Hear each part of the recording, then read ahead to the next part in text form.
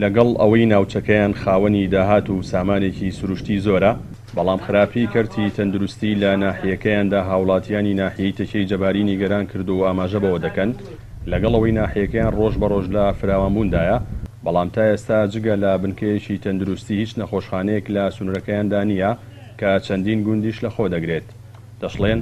لەو بنکەیەدا جگە لە چەند کارمەندێکی تەندروستی هیچ پزیشکێکی تێدا نییە. ئێمە وەکو سنووری ناحیەتێکی جەباری ئەمە ناحەیە 24 دێ لە سەرێتی داواکاری لە بەڕێوەبەرایەتی چەمچەماڵ بەڕێوەبەرایەتی سەحا ئەم مستەشفایە خەستەخانەیەکەوا لێرێ ئەمە تەواوکەر نییە بۆ ئەم سنوورە بچکۆلەیە و تەواوکەر نییە بۆ ئەم سنوورە یعنی نەختێک کەمە کارمەندی کەمە دکتۆرمان پێویستە دکتۆرمان نییە کارمەندمان نییە هەتا خزمەتگوزارمان نییە یعنی وەکو پێویست خزمەت نەکراوە. بەڕاستی ئەم بنکەی تەندروستی ئەمە زۆر نوقسانی هەیە هەر مواسەفاتی بنکەی تەندروستی تیان نییە لە ڕووی ئێستا بۆ نمونە ئەگەر نەخۆشێک سەعاتێک مغەزیەکی لێبن ئەبێت لە هەوڵەکە لە مامەڕەکە بخوێن و تا مغەزیەکە تەواو بێ یان هەر هاوڵاتێک ئەگەر دوو پشتیە شتێک پێ ئەبێ بیبەن بۆ چەمچەماڵ تا ئێستا ئەو دەرزیەکە بەسیترین شتە ناتوانێت دابینیکەن بۆ ئێرە وە لە ڕووی کارمەندەوە تا ئێستا دکتۆری نییە دکتۆری بڵین کە دکتۆرێکی لە هەموو بارەکانە بێ نییە هەنێک کارمەندی یاریدەری دکتۆر ئەوانە باشن تا ڕادەیەک بەڵامی ئەوان توانێت ئەویان نییە کە هەموو نەخۆشێک ببینن و تا ئێستا مختبەری نییە ینی بەس مواسەفاتی بنکەی تەندروستین.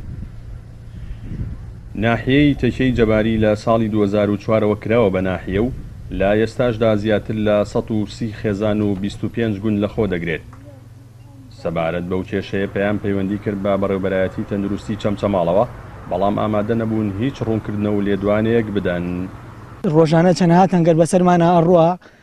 کەسیش نییە قسەگایەکەم خەستخانەکەمان هیچ بەگەڵک نایە ینی کارمەندی باشی تیان نییە ئێستا بۆ نمونە جومعان و شەمان نەخۆشێکمانە بێ ئەبێ بین بۆ چەمچەماڵ ینی کارمەندی لێ نییە کارمەندی تیان نییە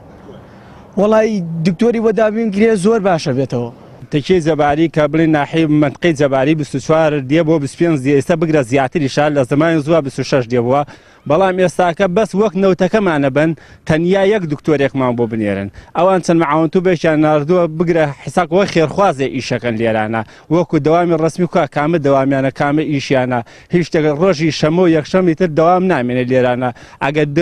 بچووکترین دەرزیدان تەبێ بڕۆی بۆ چەمچەماڵ.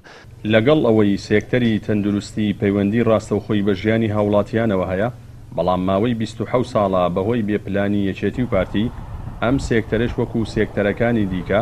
ڕۆژ بە ڕۆژ لە پاشەکشەی بەردەوامدایە و زەرمەندی یەکەمیش لە خراپی سێکتەری تەندروستی تەنها هاوڵاتیانی هەرێمی کوردستانن. جەلال جەباری کەناڵی ئاسمانی پەیام ناحیەی تەشەی جەباری.